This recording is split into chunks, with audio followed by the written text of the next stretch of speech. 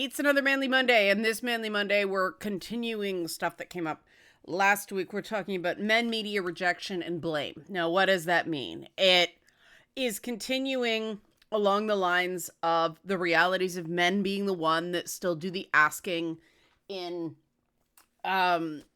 romantic relationships, but also the expectations of assertiveness on men are just larger throughout society. And my mic level is a bit low, but I'm gonna leave it because still getting over getting sick. There we go, the cough. But it's getting better, but it's getting better slow. If you like this content, again, I normally do the help support this channel, but Eileen's aunt's house crowdfund, link in the description box. We're 10% of the way there. Yay. So if we keep going at this pace, we will save the house. That's really exciting. This is some Spider-Man shit. Let's do Spider-Man shit. Okay. So it's not the same now because there's more media where it's just about friends, men and women being friends. But still, in stuff aimed at men, there's this trope of guy walks in, really hot woman's there, he looks at her, she looks at him, next thing you know, they're fucking. And while that does sometimes happen in life, not only is it not common for most people, but it's not ideal either. Because a huge part of sex is communication. And without even getting into the, oh, well, men just wham bam, thank you, ma'am, all that stuff, there are feelings for men too. And I'm just going to be real blunt. No guy wants to hear through the grapevine that a woman was saying he was bad in bed. So it's generally really good to have more communication than less before you do the deed. Just like, even if it's not for romance, care about your rep, guys. But when you do get rejected, rejection hurts. I don't care what anybody says. It is a skill to get better at handling rejection. And this is one of those things that is treated as a character point, and it's not. It's a learned skill. It's about the mindset. It's how you prepare to go into the potential ask, and then it's how you self-talk if you get rejected. Because if you have a goal that you can control, I'm going to go up and talk to that girl and say she looks nice just to make her day. There is nothing more charming than drop a compliment and just see ya, right? Now, what if I don't see her again? Well, then it wasn't meant to be. But the best thing is just, you look great, move on. Don't ask for anything the first, I sometimes say 3 encounters, because then you're not getting rejected, right? Or you're less likely to. She still could say, go away, you creep, never talk to me again. Unlikely if you're just being complimentary, right? Everyone in life has a lot of people making demands of them. If you're the guy that just expects nothing, you're going to stand out. Now, this means delayed gratification, but the name of the game with everything, and this is true for, same-sex dating as well as heterosexual dating. Delayed gratification is how you win, right? Because if you're just saying hi to somebody, you're not super invested. It's like, oh my God, marry me on the first date. No, you don't want to go in that way. You want to seem like appreciative, right? You want to seem appreciative, but not dug in. And that's not that hard to do. Just, hey, that's cool. Or I really like that you did that. And that's it. Ask nothing. Because a lot of women, they get a compliment like that. It's like, oh God, he's going to ask me out. So they're like, thanks. You want to be the guy. We talked about the data before. You want to be the guy that gives him a compliment and wants nothing in return. Now, but I do want something in return. There is a multi-step plan, fellas. This is not just outcomes. This is shots on goal. This is getting her to know you're alive and not creepy and not face rejection. It's not just about not getting rejected. It's not having to worry about it at all. Because if you're just covered up and say, hey, I like your glasses or cool earrings, or I like that hairstyle on you, something like that, what are they going to do? Say, you suck? It's their problem if they do. Second time you talk to them, learn something about them. Because whether somebody's willing to divulge personal information about themselves, one, it creates a feeling of closeness, but also if they're not interested in you, they're not going to give you as much. If somebody's talking a lot about their lives, they're either into you, or at least potentially into you, or they're kind of bad crazy. And so based on that, if they're talking a lot about themselves, okay, this is a good sign. Maybe I'll ask them, they want to see a movie or something like that. If they go, I'm just interested in you, a friend, and they've given you that much about themselves, probably bad crazy. So, hey, good to know, right? That's finding something out. Yes, it's rejection, but when you can go, okay, they're probably bad crazy. Cool as a friend, probably unsafe romantically, that eases the rejection, right? And that response to rejection is what I've seen in the shitty comments that I've gotten in videos the last few weeks. The idea of, we need men's only spaces so men can talk honestly about women being too picky without a woman getting mad at them for saying women are too picky. It's like, are you listening to yourself? I never say this, but it's true. You loser. That's a loser move, dude. You're sitting there letting everybody know you've either been rejected or you're expecting rejection, so you're too cowardly to ask someone to do something cool with you. Like, that, just don't put that energy out, right? I get it, though. I get it. Because rejection hurts. And when you have something... And honestly, I think that the whole women's only spaces whole thing, I don't think it's about safety at all. I think certain types of women want places where they don't think they're going to be judged and found lacking by men. Because a lot of women, especially in feminist circles, it's like the lady doth protest too much, right? Oh, I don't need the man's approval. If you got to keep saying that, you're fighting needing man's approval, right? If you are obsessed with the idea that every man is a predator, that's centering the bad men, but centering men in your life, Because in a properly functioning community, it's, no, this place is safe. And I don't have to worry about that because it's safe. Because the vast majority of guys aren't going to do anything. That's just a safe way for women to go, let's face it, men don't like me. I don't want to be around them because I don't want to get rejected. These are feminists, I remind you, right? I say that as one, right?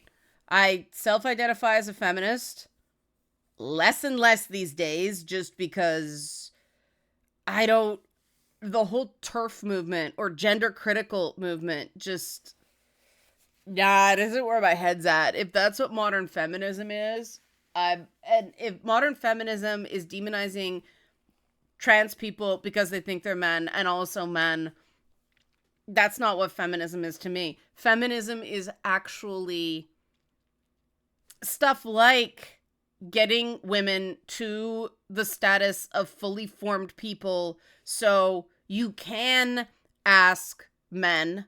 And here's another big reason why women don't ask. Because, one, you'll never know if he just said yes because you're easy. We know that's not true now. Based on science, we know that if men are the receiver and women are the sender, men become more picky, right? We know that's not true.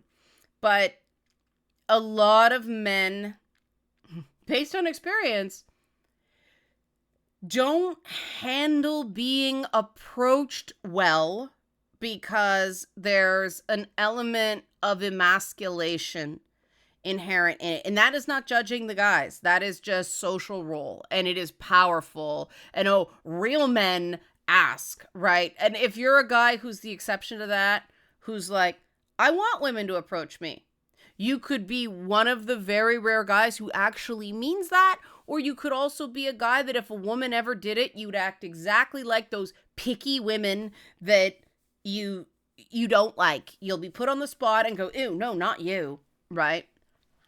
It's been done to me, okay? So, no, guys like that are out there. It takes a guy who's very, very confident in himself to be in the woman's role. Because if women act like men, and this is the remaining vestiges of patriarchy that actually are real. This is the institutional sexism. If women act like men, it's a step up. They're one of the good ones, right? But if men act like women, they're simps, they're gay, they're this, they're that, they're pussies, right? Like all that. It's not seen as the same, like it's a loss of status instead of a gain of status. And this is one of the reasons that gender criticals argue we need to protect children because it's just so hard to be a woman. Why wouldn't anyone want to become a man? Well, okay. If that is true, I don't believe it's true. But if that's true, then feminism as a movement has failed horrendously because that means we're no better than things were in the 1960s. And that's just not true, right? People don't become men because it's hard to be a woman. But that we know based on, talking to trans people about how they're treated differently. They are treated differently post-transition, even though they're the same person. And trans guys, I work with trans guys who struggle with this, like peer counseling wise, the whole getting caught up on that male socialization and overcoming that internal feeling that it's not okay somehow because they had to go through childhood and adolescence with girl programming. And it's very hard. Trans women, on the other hand, have to deal with the fact that all of a sudden they aren't behaving any differently, but you interrupt too much, you're too pushy, you're too opinionated, you're difficult, you're not a team player. And it's like, I'm the same person. Yeah, but now you're getting treated by girl rules. These things are real. And so there's a lot of blame going around, and that's why I still love the dude that says I agree with everything you're saying about relationships and how women aren't this, women aren't that, but there's still this emotional response. And I love that because it was so honest, right? And so real. And if more guys talked like that, instead of, this is why we need men's only spaces, because you picky women don't accept that you're picky. Like, grow up. God. First guy, that's rejection speaking, right? Like, I'm not inadequate. You don't know what's good. You're too picky. The whole too picky thing. So what? So what? Um, but it's emotional. Remember I said back 10 minutes ago that handling rejection is a learned skill. And it is a hard one to learn, right? With writing, with pitching ideas, with that kind of stuff, you get used to rejection, but different kinds of rejection feel different. And it's different depending on the person. Some people have no problem getting shot down by women in the bar, but if they showed their writing to somebody and they tore it apart, that would be soul destroying. Other people, it's different. It's all based on, your own sensitivities, the nurture or lack thereof. And if somebody is deflecting with something like women are too picky, that speaks to deep pain. And this is where we get into not giving.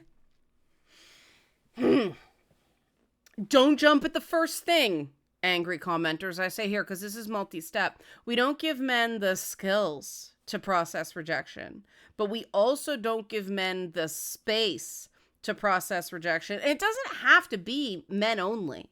No woman thinks women only spaces are safe. And when I talk to men about men's only spaces, most guys don't really enjoy them because they'll do their activity, but nobody talks about their feelings because nobody wants to ruin everybody else's good time. That's the thinking there. And it's the way men socialize around a task. And there's nothing wrong with that. It's just there has to be space for guys to be able to say, wow, she shot me down and that stung. And have somebody going, yeah, it's okay for that to hurt for a day or two. And here's the thing. If you don't let it hurt for a day or two, if you don't let yourself feel your feelings, it's going to hurt a lot longer, but it's going to get buried so deep that it becomes resentment and bitterness and all those other secondary emotions that come out of not allowing yourself and not knowing how to allow yourself to feel vulnerable. And vulnerability and masculinity it's complex. Like, media for men and media for women handle this very, very differently. And, I talked about the whole meet, look at each other, fuck in men's media, whereas media aimed at women, it tends to be this will they or won't they, really focusing on the guy thinking she's amazing and her being kind of clueless or rejecting him at first, and keeping trying, try again. And this is like dated gender politics, but it's still very real, right? Because women don't want to get called sluts, and it's amazing how many people of all genders get mad or get hurt, call someone a slut or a bitch or those things. And that's why I try to avoid doing it, except in like jokes or for emphasis, because it's not right? Like, that's affecting everybody. Guys don't have to worry about getting labeled a slut. Male promiscuity is seen as more manly, right? More ideal, even though I really don't think it should be. You're not more or less a man because you've slept with more or fewer women. I think that that's something that women can tell men that all they want. There's just certain things that men do have to affirm among each other. Like, no, that guy's not better than you because, he boasts about how many women he's slept with. In my experience, those guys who really put up a front that way, it hasn't actually been that many. They're usually lying. Or it's just, some guys get really good at picking up a particular type of woman, but they don't have the relationship skills to make it work long term. And some people don't want a relationship long term. That's fine, right? But if you do want a long term relationship, don't consume pickup artist content. Because that's not getting somebody to like you. That's tricking somebody into trauma bonding.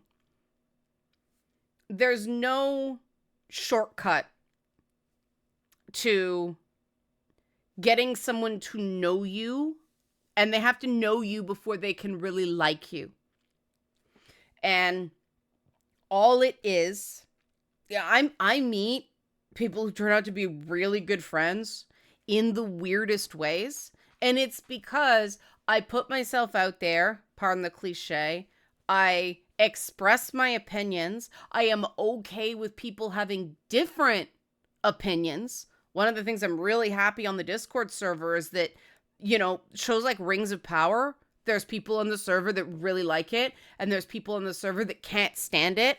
And, I'm glad you like it.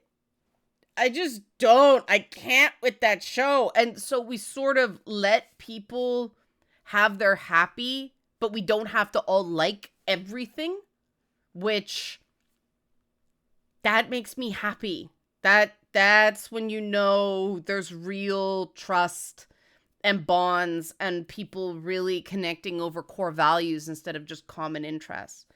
And if you do that, if you just keep sharing parts of yourself and accept that some people are going to shit on it,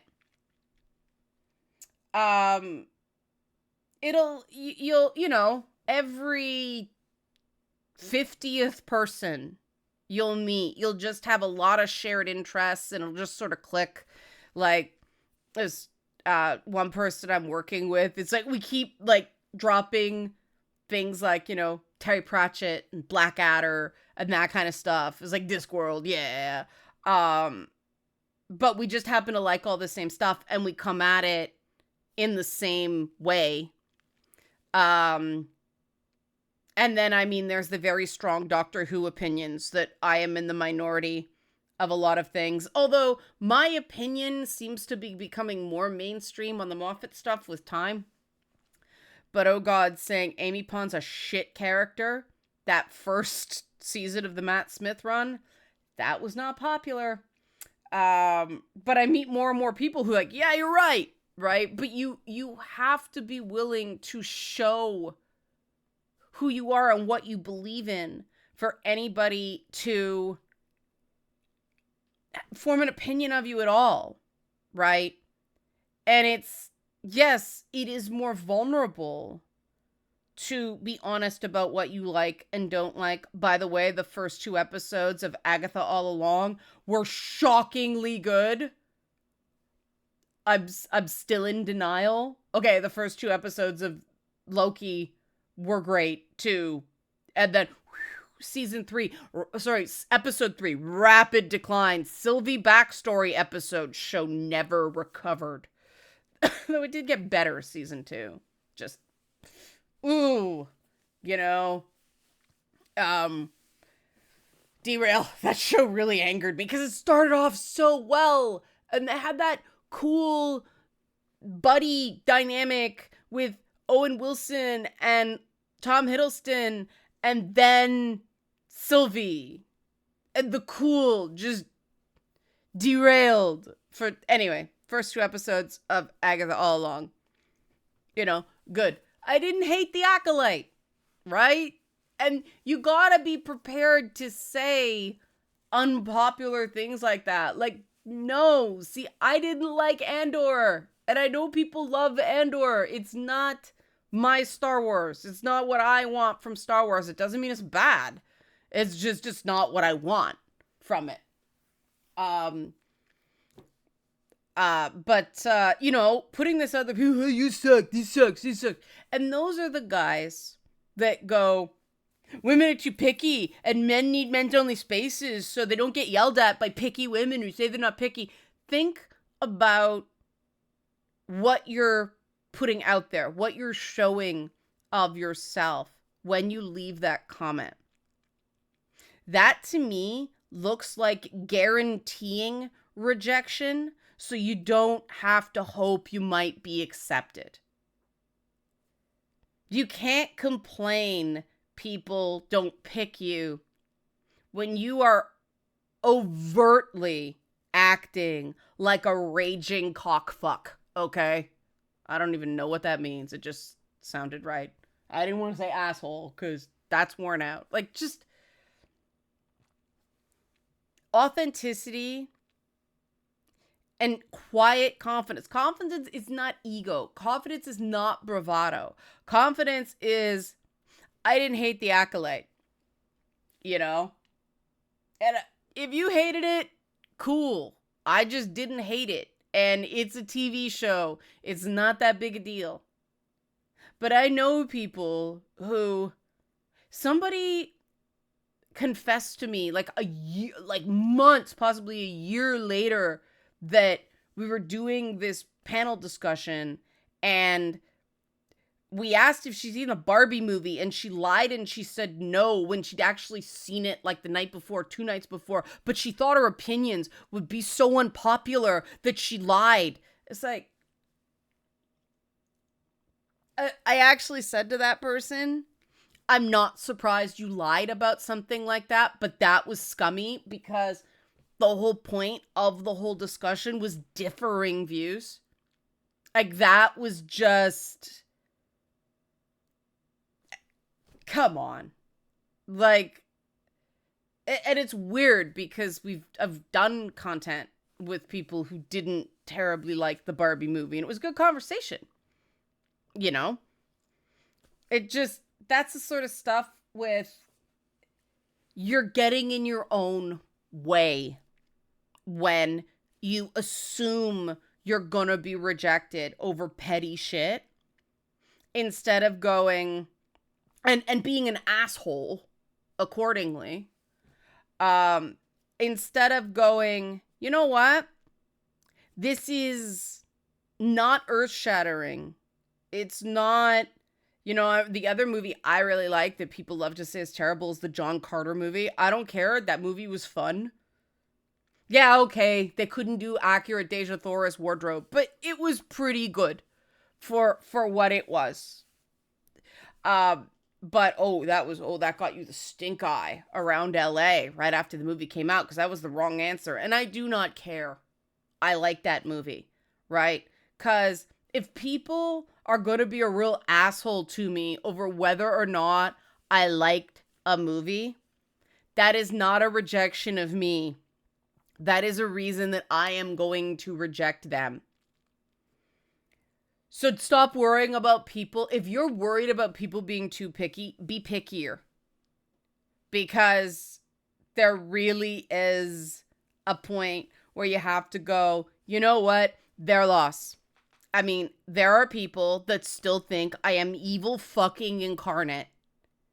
And yet, you know, we do things in this community like Spider-Man shit, like saving an old lady's house. And that's not why I'm doing it. It's just they have to think I'm evil. So fine, they're fucking lost. They probably, oh, look at her. She's doing this just to show how great she is because she's hiding it up because she's a narcissist, so she's grafting her way. Like, fuck off. It's not true. And what does it say that you need to convince yourself of that shit? See what I mean? There's stories, different stories you can tell yourself about every time somebody says no. And you can either say, well, that was clearly the wrong answer on their part, moving on. Or you're just too picky. You know, like, there's no point in getting angry. It's not going to change their mind. And if you know your worth, if you know what you bring to the table, and if you like yourself, you want other people to like you. You don't need them to like you, because you've got people, you've got friends that already like you. And a romantic relationship is just really a subset of relationships. You know, it's unique and it's more complicated, but it's just getting to know people and working on those people skills is practice for a relationship. The rules of humaning shouldn't just go out the window because you're kissy, kissy, fucky, fucky, right? Like, it's, and I know some people want it to be this big sweeping thing where it's a totally different thing. Yeah, that lasts. You can go maybe 3 years on that shit, and then all of a sudden you have to use your tools. You have to use your skills, as Glenn Patrick Doyle says. Use your damn skills. In order to make anything last long term, you need to have that sense in yourself of yourself. You have to have the self-esteem, you have to have the self-concept, and you have to have the self-worth. And they are 3 very different things, because that self-concept and that belief that you just have worth as a person will get you through the days where your self-esteem is at low, right? Like, I'm not real thrilled with myself right now, but that is okay. It's temporary. And again, this is something that I wasn't born with. You learn it. And if you've got a good group of friends who can be there for you and, you know, support you while you're hurting, but don't tell you not to hurt.